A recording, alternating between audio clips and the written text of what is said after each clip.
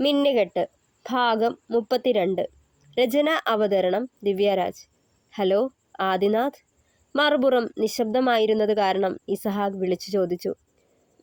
ഇസഹാക്ക്, ഞാൻ എന്തിനാ വിളിച്ചതെന്ന് അറിയോ? ആദി നേർത്ത ശബ്ദത്തിൽ ചോദിച്ചു.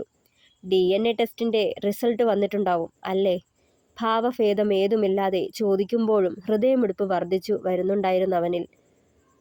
വന്നു. വീണ്ടും നിശബ്ദതയെ കൂട്ടുപിടിച്ചു ആദി. ഞാൻ പറഞ്ഞത് സത്യമായിരുന്നു അല്ലേ ആദി? ഒരു മൂളിലൊതുക്കി മറുപടി പറഞ്ഞവൻ. ഇപ്പോ വിശ്വാസമായില്ലേ ആദി? ഞങ്ങൾ പറഞ്ഞത് സത്യമായിരുന്നുന്ന്?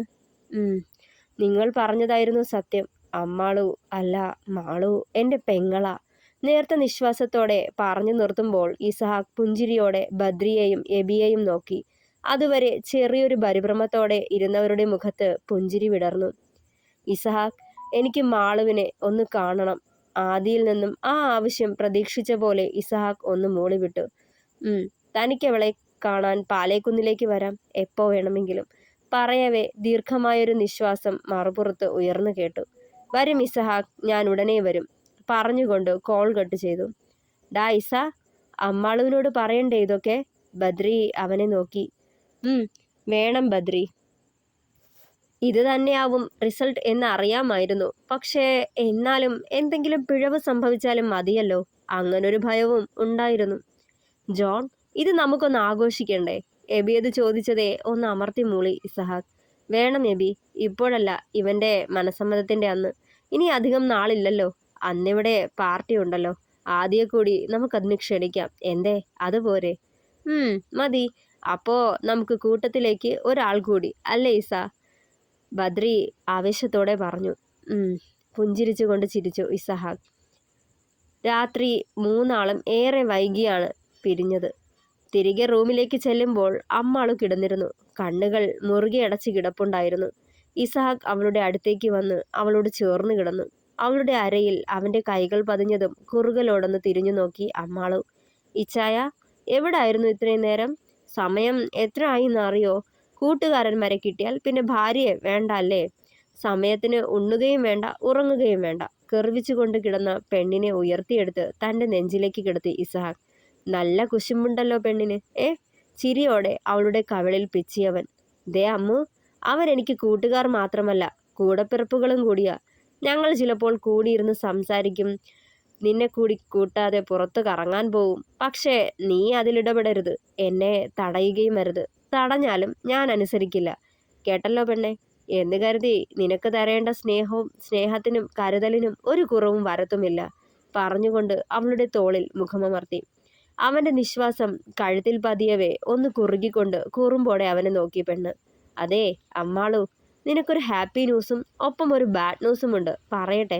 അവളുടെ കവളിലൂടെ വിരലോടിച്ചുകൊണ്ട് ചോദിച്ചു ഇസഹാക്ക്. എനിക്ക് ഗുഡ് ന്യൂസ് മാത്രം മതി കേട്ടോ, ബാഡ് ന്യൂസ് കേൾക്കണ്ട.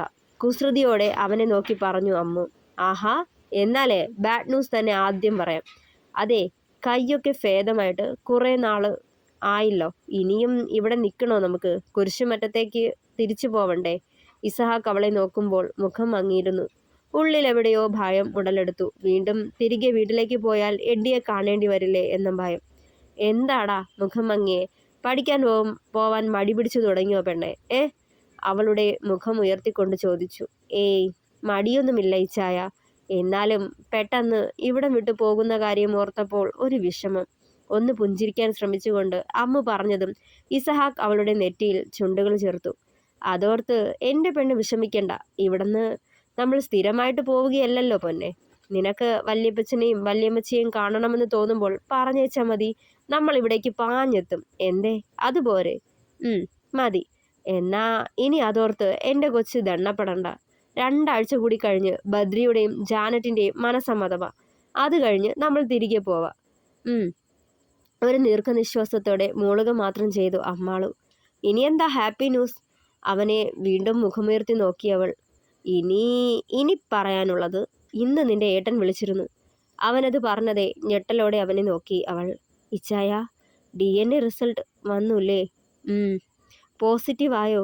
ചുമരിലേക്ക് നോക്കിക്കൊണ്ട് ചോദിച്ചു തെല്ലൊരാശങ്കയും കൂടാതെ. അത് കേട്ടിട്ടും അവളുടെ മുഖത്ത് പ്രത്യേക ഭാവം ഒന്നും ഉണ്ടായില്ല. അമ്മു, എന്താടാ ഒന്നും പറയാത്തെ? നിനക്കിനി മുതൽ ഒരു ഏട്ടൻ്റെ സ്നേഹം കൂടി കിട്ടാൻ പോവുകയല്ലേ? സന്തോഷം തോന്നുന്നില്ലേ എൻ്റെ പെണ്ണിന്? വീണ്ടും ചോദിച്ചവൻ. അറിയില്ല ഇച്ചായ, സന്തോഷമാണോ ആശ്വാസമാണോ എന്താന്ന് തിരിച്ചറിയാൻ പറ്റുന്നില്ല എനിക്ക്. അയാളോട് എനിക്ക് ഭയമായിരുന്നു, ഇപ്പോൾ അതില്ല. പക്ഷേ എങ്കിലും മനസ്സുകൊണ്ട് അടുക്കാൻ കഴിയാത്ത പോലെ. അവൻ്റെ കൈകളിൽ കൈചേർത്തു അമ്മാളും. അതൊക്കെ നിന്റെ തോന്നലാ അമ്മു. ആദ്യമായി അടുത്തു കഴിയുമ്പോൾ അവൻ്റെ സ്നേഹവും കരുതലും അറിഞ്ഞു തുടങ്ങുമ്പോൾ പിന്നെ ഈ അകൽച്ചയൊക്കെ മാറും. ഒരിക്കലും ആവാതെ വരും. സ്നേഹിക്കാൻ ആളെ കിട്ടുമ്പോഴേ ഇച്ചായനെ വിട്ടേച്ച് പോവോ പെണ്ണെ? കളിയായി ചോദിച്ചതും അവനെ നോക്കി കണ്ണു കൂർപ്പിച്ചു പെണ്ണ്. ആ പോവും, ദേ ഇപ്പൊ തന്നെ പോവുക. എവിടെയാ എൻ്റെ പെട്ടിയും കിടക്കയും? പറഞ്ഞുകൊണ്ട് ചാടിയെടീറ്റവളെ വലിച്ച് ബെഡിലേക്ക് ഇട്ടുകൊണ്ട് അവളിലേക്ക് അമർന്നു ഇസഹാക്ക്. ഡി കാന്താരി, പോവുമല്ലേ നീ? അതിന് ഞാൻ വിട്ടിട്ട് വേണ്ടേ? മെല്ലെ അവൻ്റെ ചുണ്ടുകൾ അവളുടെ കഴുത്തിടുക്കിലായി പതിഞ്ഞു. പിന്നെ എൻ്റെ ഇച്ചായനെ വിട്ടു പോവുമല്ലേ ഞാൻ, അതും ഇന്ന് കാണാൻ തുടങ്ങിയ ആങ്ങളയുടെ കൂടെ? പറഞ്ഞുകൊണ്ട് അവനെ തന്നെ നോക്കി. അല്ല പൊന്നെ, ഒരുപക്ഷെ അവന് നിന്നെ തറവാട്ടിലേക്ക് തിരികെ കൊണ്ടുപോകണം എന്ന് പറയുവാണേ നിനക്ക് പോവണ്ടേ? പറഞ്ഞതും അവൻ്റെ നെഞ്ചിലേക്ക് പതിയെ ചാഞ്ഞവൾ. അതേ, ഈ തണലിൽ നിന്ന് എനിക്കൊരു മോചനം വേണ്ടിച്ചായ. ഒരു നിമിഷം കൂടി എനിക്ക് ഇച്ചായനെ പിരിഞ്ഞിരിക്കാൻ കഴിയില്ല. എൻ്റെ ശ്വാസം പോലും നിലച്ചു പോവും. അവൾ അത് പറഞ്ഞതേ മാഞ്ഞു തുടങ്ങിയ സിന്ദൂരത്തിൽ പ്രണയത്തോടെ ചുണ്ടുകൾ ചേർത്തു ഇസഹാക്ക്. സൂപ്പർ മാർക്കറ്റിൽ കയറി അമ്മാളുവിനായി വേണ്ടതെല്ലാം വാങ്ങിക്കൂട്ടി ആദിനാഥ്. തൻ്റെ പെങ്ങൾക്ക് വേണ്ടി എത്ര വാങ്ങിയിട്ടും മതിയായില്ലവന്. ഇത്രയും നാൾ താൻ ശത്രുവായി കരുതിയവളാ. ആ പകയുടെ പുറത്ത് രണ്ടുവട്ടം കൊല്ലാനും നോക്കി. അന്ന് എന്തെങ്കിലും പറ്റിയിരുന്നെങ്കിലോ ഓർത്തതും വിറച്ചുപോയി ആദി. എല്ലാം തൻ്റെ എടുത്തുചാട്ടത്തിലായിരുന്നതാ. ഇനിയും ഒന്നിൻ്റെ പേരിലും അവളെ നോവിക്കില്ല. താൻ ഓർത്തതേ അപ്പുണ്ണിയുടെ കരം അവൻ്റെ തോളിൽ പതിഞ്ഞു. ആദി, എന്താ മോനെ ഇത്? എന്താലോചിച്ച് നിൽക്കാ നീ? ഏയ് ഒന്നുമില്ല അപ്പുമാമേ. മാളുവിൻ്റെ ഇഷ്ടങ്ങളൊന്നും എനിക്കറിയില്ലല്ലോ എന്ന് ചിന്തിച്ചു പോയതാ. ഒരേയൊരു കൂടപ്പിറപ്പിനെയാ കണ്ടെത്തി നടന്നതല്ലേ. ഇനി ഞാൻ അവളെ തേടി ചെല്ലുമ്പോൾ കാണാനെങ്കിലും കൂട്ടാക്കുമോ അപ്പുമാമേ? അതോ ആട്ടി അകറ്റുമോ? വിളറിയ ചിരിയോടെ അയാളെ നോക്കി. എന്ത് പറഞ്ഞ് ആശ്വസിപ്പിക്കണമെന്നറിയാതെ അപ്പുണ്ണി കുഴങ്ങി. വെറുതെ എഴുതാപ്പുറം വായിക്കണ്ട ആദി, എല്ലാം നേരെയാവും. ദീർഘമായി ഒന്ന് നിശ്വസിച്ചുകൊണ്ട് പറഞ്ഞു നിർത്തി അപ്പുണ്ണി. അടുക്കളയിലെ തിണ്ണയിലിരുന്നു കൊണ്ട് വാഴക്കൂമ്പ് തോരൻ വയ്ക്കാനായി നന്നാക്കുകയായിരുന്നു ജാനറ്റ്. വല്യമ്മച്ചിയും അമ്മുവും ആനയും കൂടി പച്ച പപ്പായ ഇടാൻ പറമ്പിലേക്ക് പോയതായിരുന്നു. ഒരു മുരടനക്കം കേട്ട് തിരിഞ്ഞു നോക്കിയതും കള്ളച്ചിരിയോടെ നിൽക്കുന്നവനെ കണ്ട് അവളൊന്ന് ഞെട്ടി. ഉമിനീരിറക്കിക്കൊണ്ട് അവനെ നോക്കി ജാനറ്റ്. കള്ളച്ചിരിയോടെ അവനടുത്തേക്ക് നടന്നു വരുന്നുണ്ടെന്ന് കണ്ടതേ ഹൃദയം വലിയ ശബ്ദത്തിൽ പെരുമ്പറ മുഴക്കാൻ തുടങ്ങി. ഞാൻ സഹായിക്കണോ ജാനു? നീട്ടിയുള്ള അവൻ്റെ ആ ചോദ്യം കേട്ടതേ വേണ്ടെന്ന് പകപ്പോടെ തലയാട്ടിയവൾ.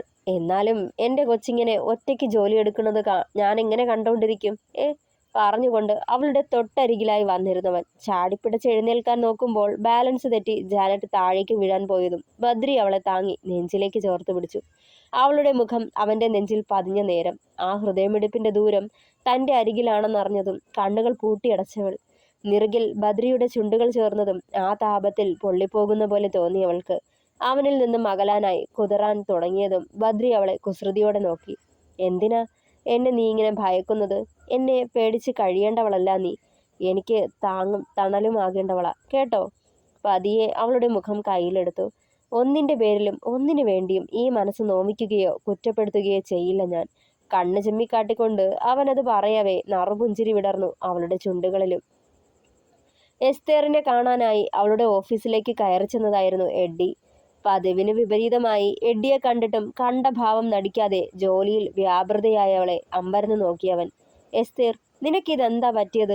ജയിലിൽ നിന്ന് വന്നപ്പോൾ ഞങ്ങളൊക്കെ തിരിച്ചറിയാൻ പറ്റാണ്ടായോ? അവളോട് തോന്നിയ ദേഷ്യം മറച്ചു വെച്ചുകൊണ്ട് പുഞ്ചിരിയോടെ ചോദിച്ചു. ജയിലിൽ നിന്നും വന്നതിൽ പിന്നെ പലരെയും തിരിച്ചറിഞ്ഞു എഡ്ഡി ഞാൻ. എനിക്കൊരാപത്ത് വന്നപ്പോൾ കൂടെ നിന്നവരാരൊക്കെ, എന്നെ ഉപേക്ഷിച്ച് കടന്നു കളഞ്ഞവരാരൊക്കെ എന്നൊക്കെ തിരിച്ചറിഞ്ഞു. അവസാനം ആ ഊരാക്കുടുക്കിൽ നിന്നും രക്ഷിക്കാൻ എൻ്റെ ഡാഡി മാത്രമേ ഉണ്ടായിരുന്നുള്ളൂ. ആത്മാർത്ഥ സുഹൃത്തായ നീ പോലും വന്നില്ലല്ലോ. അവൾ ഗർവിച്ചു. നീ എന്തൊക്കെയാ എസ്തേർ പറയുന്നേ? എനിക്കങ്ങനെ എൻ്റെ സൗകര്യത്തിന് നിനക്ക് വേണ്ടി ഒന്നും ചെയ്യാൻ പറ്റിയ അവസ്ഥയായിരുന്നല്ല അത്. അറിയാലോ, അമ്മാളുവിന് നേരെ നടന്നത് അറ്റംപ്റ്റ് ആയിരുന്നു. നീയാ ഇതിനൊക്കെ പിന്നിലെന്നറിഞ്ഞ് വെറി പിടിച്ച് നടക്കുമായിരുന്നു അയാൾ. അതിലൂടെ ഞാൻ നിന്നെ കാണാൻ വരികയോ ബെയിലിന് ശ്രമിക്കുകയോ ചെയ്തിരുന്നെങ്കിൽ അയാൾ എന്നെ കൂടി തറവാട്ടിൽ നിന്നും പുറത്താക്കിയേനെ. നീ ക്ഷമിച്ചേക്ക് എസ്തേർ, പറഞ്ഞുകൊണ്ട് അവളുടെ കൈകൾ തൻ്റെ കൈകൾക്കുള്ളിലാക്കി. ശരി, അതൊക്കെ പോട്ടെ. ഇപ്പൊ നീ എന്തിനാ എന്നെ കാണാൻ വന്നത്? അത് പിന്നെ അവൾ ആ അമ്മാളു എൻ്റെ സകല പ്ലാനുകളും തകർത്തു കളഞ്ഞു എസ്തേർ. അവൾ ആനിയോടെല്ലാം കാര്യങ്ങളും തുറന്നു പറഞ്ഞു. എല്ലാവരോടും വിളിച്ചു പറയുമെന്ന് അവൾ ഭീഷണിപ്പെടുത്തിയിരിക്കുക. അതിന്? എസ്തേർ അവനെ നെറ്റിച്ചുളിച്ചുകൊണ്ട് നോക്കി. നീ എന്നെ ഒന്ന് സഹായിക്കണം. ഇച്ചായൻ സർവ്വ സ്വത്തുക്കളും അമ്മാളുവിൻ്റെ പേരിലേക്ക് കൂടി മാറ്റി എഴുതി. ഇനി അയാൾക്ക് എന്തെങ്കിലും പറ്റിയാൽ ആ സ്വത്തുവകകളുടെ എല്ലാം ഏക അവകാശി അവളും അവരുടെ കുഞ്ഞുങ്ങളുമാവും. അവളെ ഉപയോഗിച്ച് അയാളെ കോടതിയിൽ കയറ്റണമെന്നുള്ള എൻ്റെ ആഗ്രഹം ഒരിക്കലും നടക്കില്ല. കാരണം എൻ്റെ വാക്ക് ധിക്കരിച്ചുകൊണ്ട് എല്ലാ അർത്ഥത്തിലും അവരൊന്നായി കഴിഞ്ഞു. അതുകൊണ്ട് എത്രയും വേഗം അവളെ അയാളിൽ നിന്നും അകറ്റണം. ഇനിയും വൈകിയാൽ എൻ്റെ ജോലി ഇരട്ടിയാകും. അവളുടെ ഉദരത്തിൽ കുരിശുമുറ്റത്തെ സർവ്വ സ്വത്തുക്കളുടെയും അവകാശി ഉരുവാകുന്നതിന് മുന്നേ എന്തെങ്കിലും ചെയ്യണം എനിക്ക്. ഇനിയും വൈകിക്കൂടാ. നിന്റെയും എൻ്റെയും കണ്ണിലെ കരട ഇപ്പോൾ ഇച്ചായനും അവളും. രണ്ടുപേരുടെയും പതനം. അത് വേണ്ടേ എസ്തേർ? അതിന് നീ എന്നെ സഹായിക്കില്ലേ? അവളുടെ ഉത്തരത്തിനായി ഉറ്റുനോക്കിയിരുന്നു എഡ്ഡി. തുടരും. പ്രിയപ്പെട്ടവരെ, കഥ ഇഷ്ടമായോ? അഭിപ്രായങ്ങൾ കൂടി പറയണേ.